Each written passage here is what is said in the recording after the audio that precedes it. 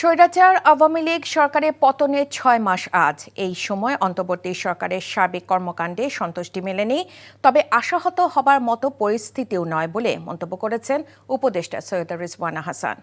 এনটিভিকে দেয়া একান্ত সাক্ষাৎকারে এসব কথা বলেন তিনি। কথা বলেন আইন শৃঙ্খলা পরিস্থিতি, দ্রব্যমূল্য নিয়ন্ত্রণ সহ নানা চ্যালেঞ্জ এবং রাজনীতি নিয়েও। রকুনুদ্দিনের রিপোর্ট। আওয়ামী লীগ সরকার পতনের ৬ মাস পার হয়েছে। টানা ১.৫ দশক ক্ষমতায় থাকার পর ৫ আগস্ট দেশ ছাড়েন শেখ হাসিনা। তারপর থেকেই ক্ষমতায় ডক্টর মোহাম্মদ ইউনূসের নেতৃত্বে অন্তর্বর্তী সরকার। এই সময়ে কি করতে চেয়েছেন আর কি করতে পেরেছেন তারা?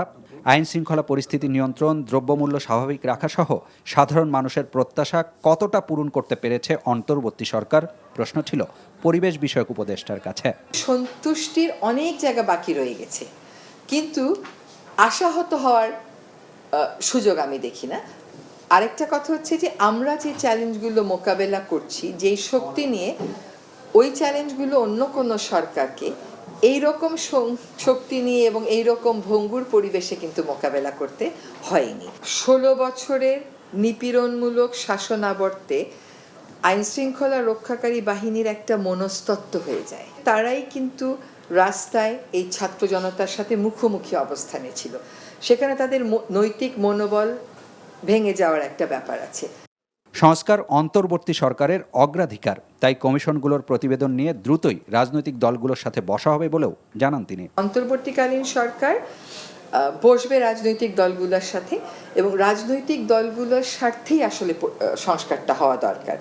বলেন শিক্ষার্থীরা রাজনৈতিক দল করতেই পারে, তবে সমর্থন থাকছে না অন্তর্বর্তী সরকারের। যখন কেউ অন্তর্বর্তীকালীন সরকারের অংশ না থাকে, তখন তারা অন্তর্বর্তীকালীন সরকার থেকে সুবিধা পাওয়ার প্রশ্ন তো আসেই না। অন্তর্বর্তীকালীন সরকার যদি তার অংশ না, কিন্তু তাকে কেউ সুবিধা দিচ্ছে এরকম ঘটনা ঘটায়, তাহলে রাজনৈতিক দলগুলো নিশ্চয়ই বলবে। তারা সেটা কিন্তু বলেনি, তারা বলছেন যদি। ৫ আগস্টের পর থেকে দাবি দেওয়া নিয়ে সড়কে নামছেন অনেকেই। তাদের সাথে সমঝোতা করতে যাচ্ছেন শিক্ষার্থীদের প্রতিনিধিরা। এ বিষয়ে কি ভাবছে সরকার? আপনি যদি সরকারের পাঠ হিসাবে দেখেন, আমি বলবো উত্তরটা না।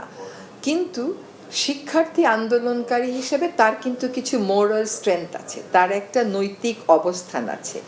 সেই নৈতিক অবস্থানটাকেই সে কাজে লাগাচ্ছে। কারণ আমাদের সরকারটা তো শিক্ষার্থীদের অভ্যুত্থানের ফলেরই একটা সরকার। এক পদ্ধতি থেকে আরেক পদ্ধতিতে উত্তরণের যে যন্ত্রণাটা, উত্তরণের যে সময়টা, উত্তরণের যে প্রক্রিয়াটা, এটা তার জন্যই হচ্ছে। বায়ু দূষণ রোধ, বনভূমি উদ্ধার, পলিথিন নিষিদ্ধ ও নদী খাল দখলমুক্ত করার কার্যক্রম শুরু হয়েছে। এই গতিতে চললে কয়েক বছর পর সংকট কেটে যাবে বলেও আশাবাদ পরিবেশ উপদেষ্টার। বাজেট সহ কর্মপরিকল্পনা পেয়েছি। Rokunuddin, NTV news, Dhaka.